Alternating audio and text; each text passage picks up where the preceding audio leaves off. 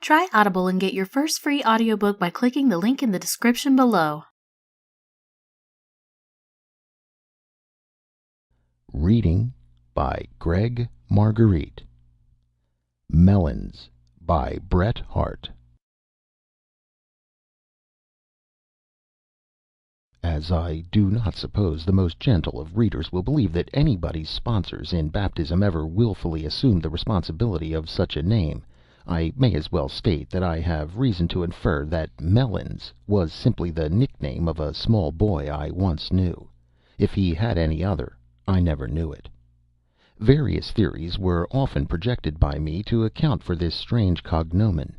His head, which was covered with a transparent down like that which clothes very small chickens, plainly permitting the scalp to show through, to an imaginative mind might have suggested that succulent vegetable.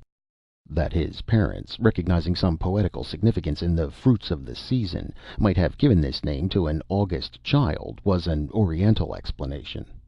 That from his infancy he was fond of indulging in melons seemed, on the whole, the most likely, particularly as fancy was not bred in McGinnis's court. He dawned upon me as Melons. His proximity was indicated by shrill youthful voices, as "Ah, Melons!"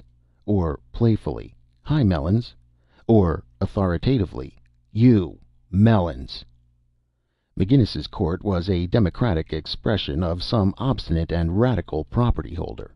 Occupying a limited space between two fashionable thoroughfares, it refused to conform to circumstances, but sturdily paraded its unkempt glories and frequently asserted itself in ungrammatical language. My window, a rear room on the ground floor, in this way derived blended light and shadow from the court.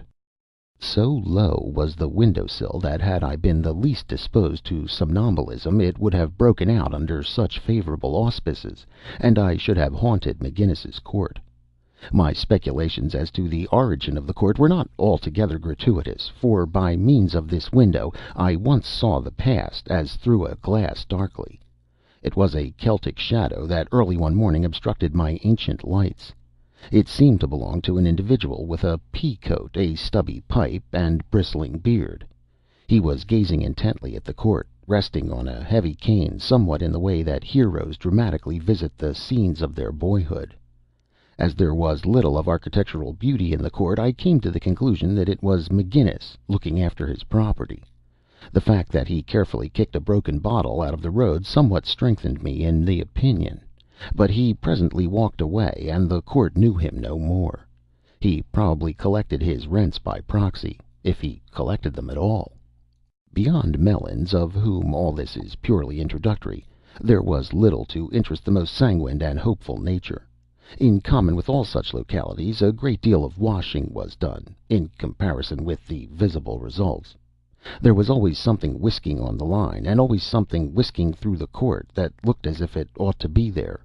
A fish geranium, of all plants kept for the recreation of mankind, certainly the greatest illusion, straggled under the window. Through its dusty leaves I caught the first glance of Melons. His age was about 7. He looked older from the venerable whiteness of his head, and it was impossible to conjecture his size, as he always wore clothes apparently belonging to some shapely youth of 19.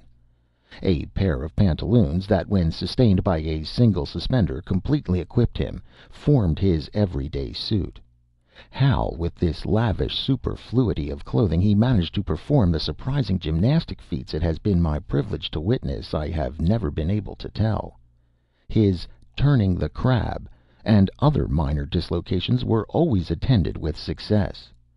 It was not an unusual sight at any hour of the day to find Melons suspended on a line, or to see his venerable head appearing above the roofs of the outhouses.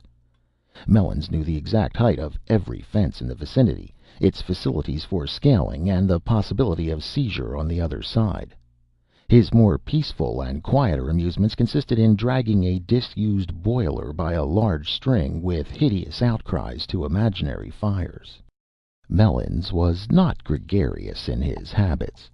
A few youth of his own age sometimes called upon him, but they eventually became abusive, and their visits were more strictly predatory incursions for old bottles and junk, which formed the staple of McGinnis's Court. Overcome by loneliness one day, Melons inveigled a blind Harper into the court. For 2 hours did that wretched man prosecute his unhallowed calling, unrecompensed, and going round and round the court, apparently under the impression that it was some other place, while Melons surveyed him from an adjoining fence with calm satisfaction. It was this absence of conscientious motives that brought Melons into disrepute with his aristocratic neighbors. Orders were issued that no child of wealthy and pious parentage should play with him. This mandate, as a matter of course, invested Melons with a fascinating interest to them. Admiring glances were cast at Melons from nursery windows. Baby fingers beckoned to him. Invitations to tea on wood and pewter were lisped to him from aristocratic backyards. It was evident he was looked upon as a pure and noble being, untrammeled by the conventionalities of parentage, and physically as well as mentally exalted above them. One afternoon an unusual commotion prevailed in the vicinity of McGinnis's Court. Looking from my window, I saw Melons, perched on the roof of a stable, pulling a rope by which one Tommy, an infant scion of an adjacent and wealthy house, was suspended in mid-air. In vain the female relatives of Tommy congregated in the backyard, expostulated with Melons. In vain the unhappy father shook his fist at him. Secure in his position, Melons redoubled his exertions, and at last landed Tommy on the roof. Then it was that the humiliating fact was disclosed that Tommy had been acting in collusion with Melons. He grinned delightedly back at his parents, as if by merit raised to that bad eminence. Long before the ladder arrived that was to succor him, he became the sworn ally of Melons, and I regret to say, incited by the same audacious boy, chafed his own flesh and blood below him.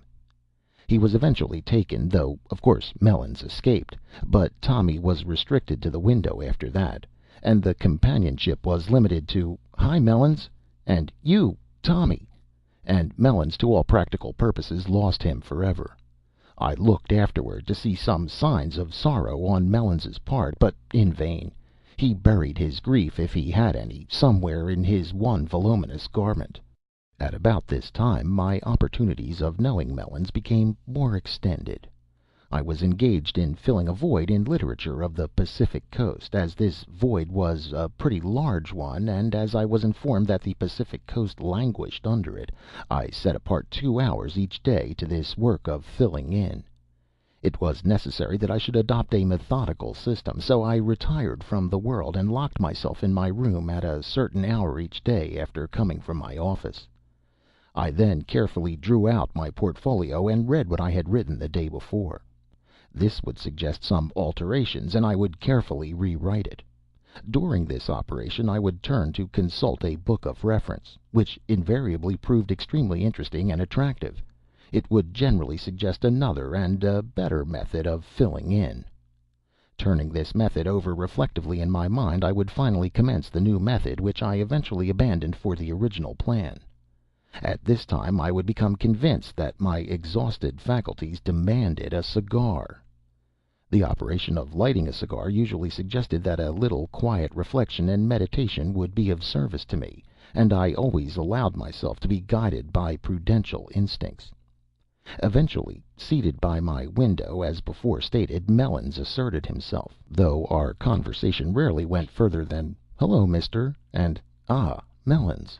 A vagabond instinct we felt in common implied a communion deeper than words.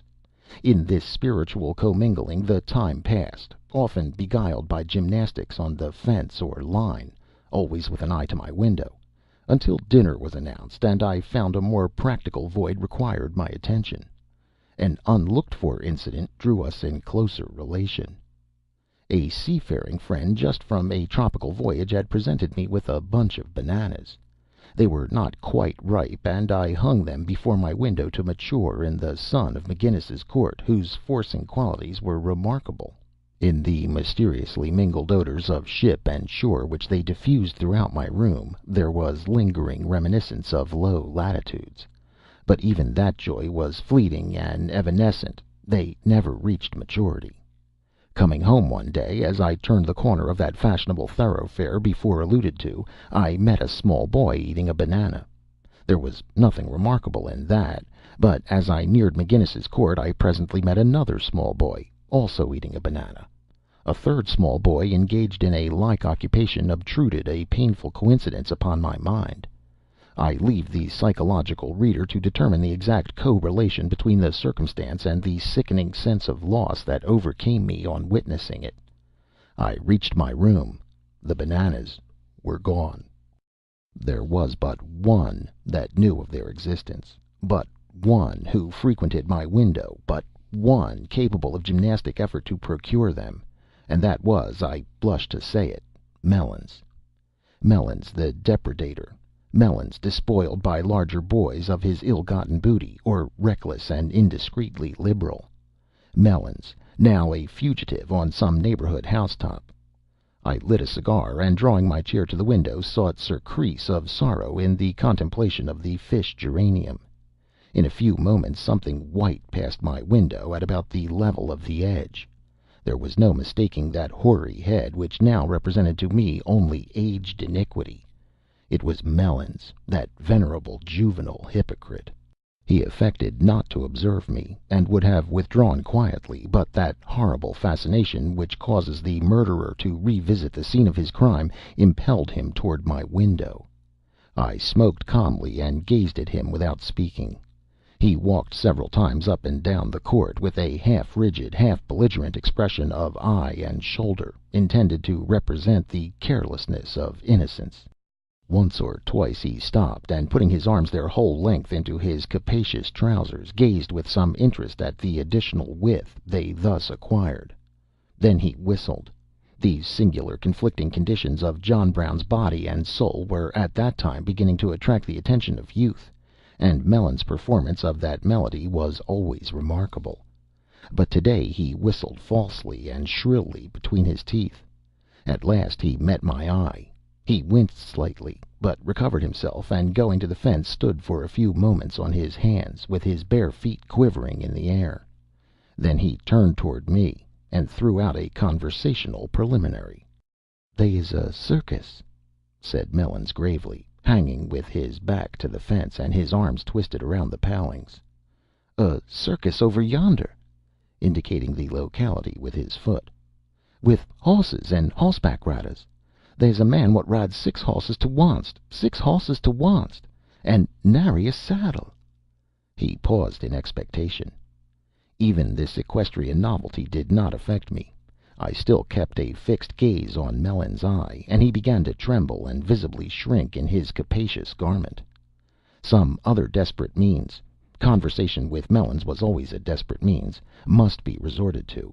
He recommenced more artfully. "Do you know Carrots?" I had a faint remembrance of a boy of that euphonious name, with scarlet hair, who was a playmate and persecutor of Melons, but I said nothing. "Carrots is a bad boy. Killed a policeman onct. Wears a dirk knife in his boots. Saw him today, looking in your windy." I felt that this must end here. I rose sternly and addressed Melons. "Melons, this is all irrelevant and impertinent to the case. You took those bananas. Your proposition regarding Carrots, even if I were inclined to accept it as credible information, does not alter the material issue. You took those bananas. The offense under the statutes of California is a felony. How far Carrots may have been accessory to the fact, either before or after, is not my intention at present to discuss. The act is complete. Your present conduct shows the animo furandi to have been equally clear." By the time I had finished this exordium, Melons had disappeared, as I fully expected. He never reappeared. The remorse that I have experienced for the part I had taken in what I fear may have resulted in his utter and complete extermination, alas, he may not know except through these pages, for I have never seen him since. Whether he ran away and went to sea to reappear at some future day as the most ancient of mariners, or whether he buried himself completely in his trousers, I never shall know. I have read the papers anxiously for accounts of him, I have gone to the police office in the vain attempt of identifying him as a lost child, but I never saw him or heard of him since. Strange fears have sometimes crossed my mind that his venerable appearance may have been actually the result of senility, and that he may have been gathered peacefully to his fathers in a green old age. I have even had doubts of his existence, and have sometimes thought that he was providentially and mysteriously offered to fill the void I have before alluded to. In that hope I have written these pages. End of Melons by Bret Harte. Try Audible and get your first free audiobook by clicking the link in the description below.